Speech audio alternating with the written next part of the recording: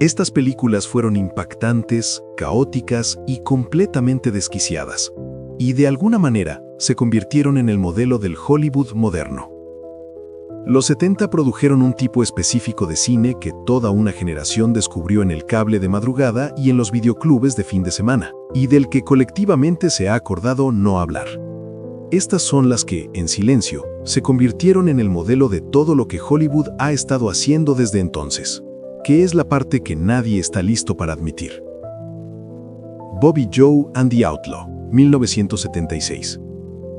Antes de convertirse en la Mujer Maravilla, Lynda Carter protagonizó la única película que ha intentado genuinamente hacer desaparecer. Bobby Joe and the Outlaw es una película de crímenes de autocine donde la futura Mujer Maravilla protagoniza escenas que su futuro disfraz nunca permitiría. Dispara a personas y se enamora de un hombre que realmente cree que es Billy el niño. Y la única razón por la que existe es que Carter necesitaba trabajo mientras esperaba saber si el piloto de la Mujer Maravilla había sido aceptado por CBS. La película la empareja con Margell Gortner, un ex evangelista infantil fraudulento cuyo Ministerio de la Infancia ya lo había convertido en el tema de un documental de denuncia, y juntos ofrecen exactamente el tipo de caos sudoso, desquiciado y de bajo presupuesto que hacía que mereciera la pena ir al circuito de autocine. La película recaudó aproximadamente $5 millones sobre una inversión de $500,000. Y cuando La Mujer Maravilla se estrenó apenas unos meses después y convirtió a Carter en un modelo a seguir para las niñas de todo el país, la etiqueta de explotación asociada a Bobby Joe se convirtió en una crisis de relaciones públicas. Logró mantenerlo oculto durante casi una década, y cuando finalmente se desentendió de ella, el póster de La Mujer Maravilla se mantuvo de todos modos. Flash Gordon, 1974. Howard se dio cuenta a mitad de la realización de que Flash Gordon podría ir a prisión por lo que ya había filmado, y su solución fue una de las maniobras legales más extrañas en la historia de Hollywood.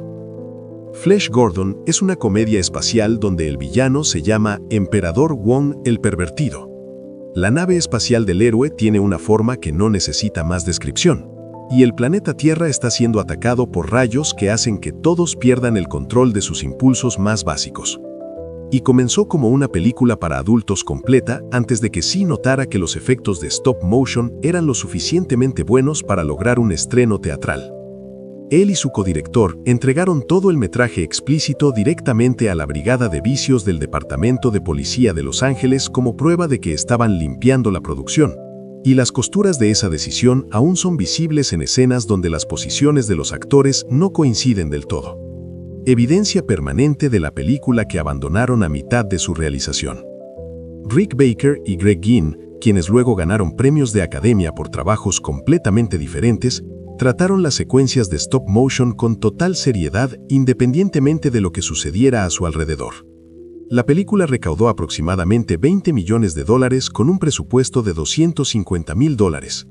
Y cuando Dino De Laurentiis estrenó su seria adaptación de Flash Gordon 6 años después, según se informa, se quejó de que el público constantemente confundía las dos películas. Kentucky Fried Movie, 1977. David Zucker, Jim Abrahams y Jerry Zucker pasaron años tratando de convencer a un estudio de que una película sin trama, sin personaje central y con sketches, que incluía un falso tráiler de explotación de colegialas católicas y una parodia de Kung Fu, podía funcionar como estreno teatral. Y todos y cada uno de ellos dijeron que no. Así que recaudaron $650,000 de un promotor inmobiliario que nunca antes había leído un guión y la hicieron ellos mismos en 23 días. Kentucky Fried Movie es una antología de parodia de sketches a ritmo rápido. Y John Landis rodó la parodia de Enter the Dragon con película de 35 milímetros real porque necesitaba verse exactamente como la cosa a la que parodiaba, lo que casi lleva a la producción a la bancarrota. El villano de la película fue interpretado por Han Bong-soo, un gran maestro de Hapkido que usó su diálogo en coreano improvisado para pasar todo su tiempo en pantalla gritando sobre lo deplorable que era la película y lamentando lo que significaba para un artista marcial serio el estar allí, parado. Algo que Landis aprobó, porque asumió que el público americano solo escucharía un discurso extranjero amenazante. Cuando la película recaudó más de $15 millones, un asistente ejecutivo de Universal la vio en el cine y recomendó inmediatamente a John Landis para dirigir National Lampoon Animal House, y el equipo ZAZ pasó a hacer Airplane y The Naked Gun. Un falso tráiler de explotación hizo que la película fuera baneada en varios condados del Midwest por los propietarios de cines, que estaban convencidos que estaban proyectando una película para adultos. Y aunque esa parte fue accidental, una película de $650,000 reescribiendo la comedia americana de una década no lo era. The Villain, 1979. Arnold Schwarzenegger aceptó un papel por $250,000 en The Villain, porque necesitaba demostrar que podía hacer comedia, y la película terminada casi convenció a Hollywood de que no podía hacer nada en absoluto. The Villain es una película de Hollywood gastando $10 millones para hacer un dibujo animado de Looney Tunes en acción real donde Kirk Douglas se cae de clañices, es aplastado por rocas y consulta un manual de instrucciones literal para villanos. Y la broma completa es que fracasa cada vez, mientras Schwarzenegger deambula por la película demasiado torpe para notar que algo está sucediendo. Douglas realizó la mayoría de sus acrobacias de slapstick a los 62 años.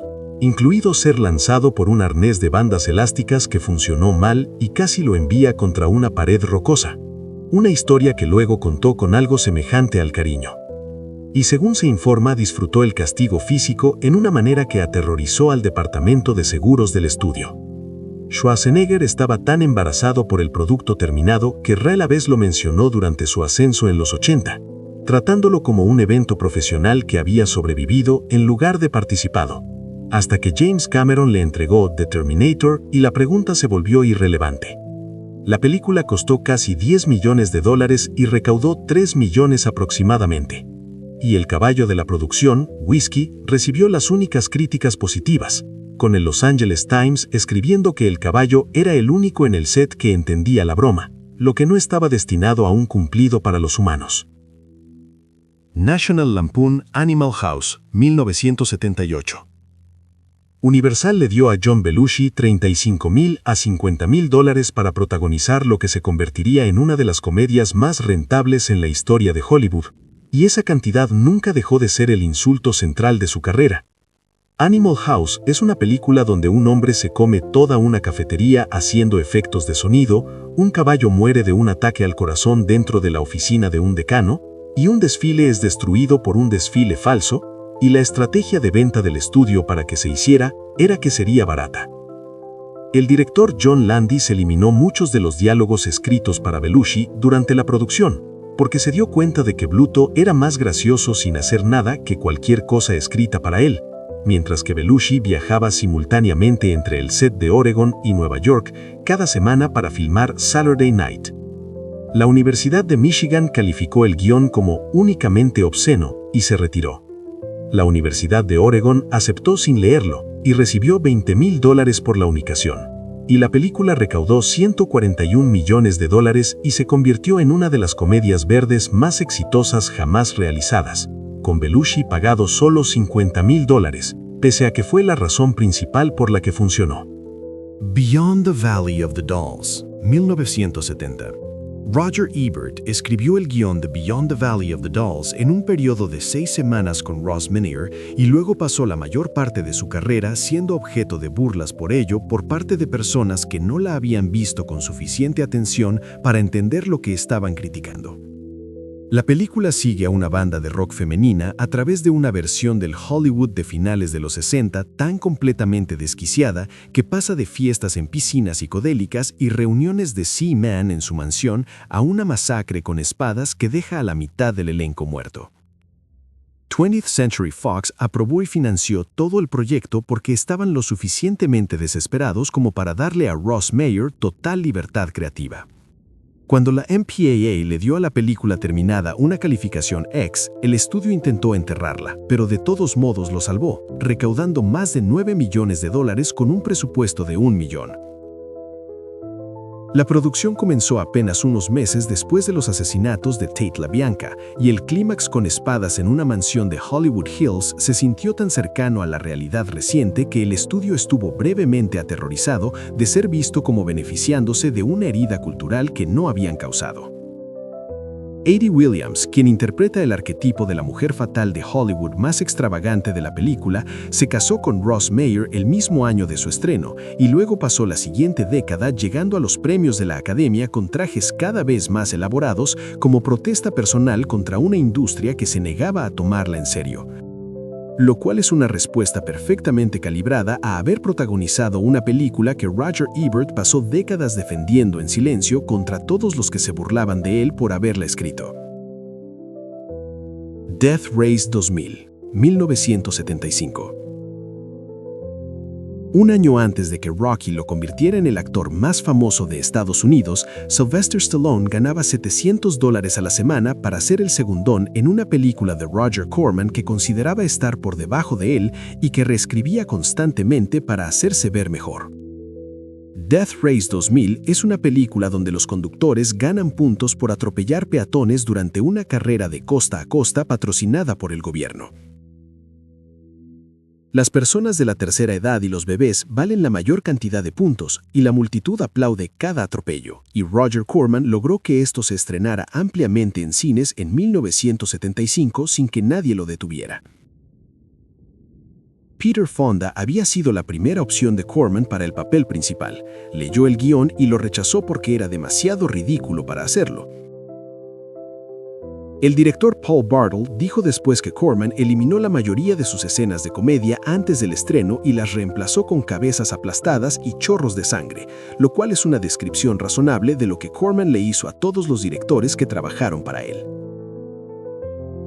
La película inspiró un juego de arcade en 1976 que se convirtió en el primer videojuego en desencadenar protestas nacionales, campañas de organizaciones cívicas y un segmento de 60 minutos sobre si los juegos estaban destruyendo a los niños americanos, convirtiéndola en la única producción de Roger Corman que accidentalmente lanzó un pánico moral completamente nuevo. Corman reestrenó la película con el nombre de Stallone en la parte de arriba después de que Rocky ganara el Oscar, convirtió la producción de $300,000 en un ingreso de 8 millones y ganó la demanda que Stallone presentó para detenerlo, lo cual es un resumen perfecto de lo que significaba trabajar para Roger Corman. Sweet Sugar, 1972. Phyllis Davis pasó tiempo en una plantación costarricense filmando una escena donde su personaje seduce a un puma vivo para evitar ser despedazada, en una producción que no tenía ningún plan para lo que sucedería si el puma no estaba de acuerdo, lo cual es un resumen razonable de cómo Sweet Sugar aborda todo. La película es un filme de mujeres en prisión donde la prisión es una plantación de azúcar, el alcaide trabaja como científico loco haciendo experimentos con las reclusas y una subtrama de vudú aparece a mitad de la película sin explicación y nunca desaparece del todo. Nada conecta como debería y la película no le importa, avanzando a un levantamiento armado que se siente menos como un clímax que un resultado natural de todo lo que vino antes. La etiqueta de mujeres en prisión se le pegó de inmediato a Davis y le hizo casi imposible conseguir trabajo en cualquier otra cosa, y ella pasó años luchando para regresar a la televisión convencional hasta llegar a Vegas. Una década después, cuando había reconstruido su carrera hasta convertirla en un nombre reconocible en la televisión en horario estelar gracias a Vegas, un compilado directo a video llamado Famous TNA recicló metrajes sin editar de sus escenas de desnudez de la película como un punto de venta principal, explotando su nueva fama para vender su trabajo anterior a audiencias que recién acababan de aprender su nombre, lo cual es un relato acusado de lo que el circuito de explotación estaba dispuesto a hacer con las personas que lo construyeron. The Warriors, 1979. Filmar en los vecindarios del Nueva York de finales de los 70, la producción de The Warriors contrató a una pandilla real llamada The Mongrels por $500 al día para proteger el equipo, y aún así no fue suficiente. La película está ambientada en una versión de Nueva York donde cada pandilla viste un disfraz témico. Los Furies de béisbol juegan béisbol con la cara completamente pintada. Los huérfanos parecen perdidos camino a una obra escolar y todo esto se presenta con total seriedad, sin ningún guiño al público, que es exactamente lo que la hace funcionar. Se les indicó a los actores que nunca usaran sus chalecos fuera del set porque regularmente eran desafiados a peleas reales por los locales, y una pandilla rival destruyó un set después de ser excluido del acuerdo de $500. Cuando la película se estrenó en febrero de 1979, ocurrieron apuñalamientos y tiroteos fatales afuera de varios cines. Paramount retiró toda la publicidad y reemplazó el póster de la pandilla con un simple logotipo. La película recaudó $22 millones con un presupuesto de $4 millones, y Walter Hill fue culpado por glamorizar la cultura de las pandillas. Zardoz, 1974. Sean Connery accedió a usar un taparrabos rojo y botas hasta el muslo frente a una cabeza de piedra volante de 30 pies porque necesitaba trabajo y el director John Boorman no podía encontrar a ninguna otra persona dispuesta a leer el guión. Zardoz está ambientada en 2293 y presenta a Connery saliendo de la boca de un dios de piedra para descubrir una comuna de intelectuales inmortales tan aburridos con la vida eterna que han comenzado a dar la bienvenida a la muerte como un regalo. Burt Reynolds había sido elegido para el papel principal, leyó el guión y se retiró enfermo la semana antes de que comenzara el rodaje, que es como Connery terminó siendo anunciado como el reemplazo con las cámaras a punto de rodar. La producción estaba tan mal financiada que Connery se conducía al set para ahorrar dinero, se quedó en la casa del director, pagó el alquiler a la esposa de Boorman y aún así tuvo que usar tanto el taparrabos rojo como un vestido de novia. Connery dijo que la película terminada era un desastre. Los ejecutivos de Fox le preguntaron a Boorman si había una versión con trama, y la película se ha proyectado en universidades continuamente por 50 años, lo cual es un lugar extraño para que termine algo que todos acordaron que era imposible de ver.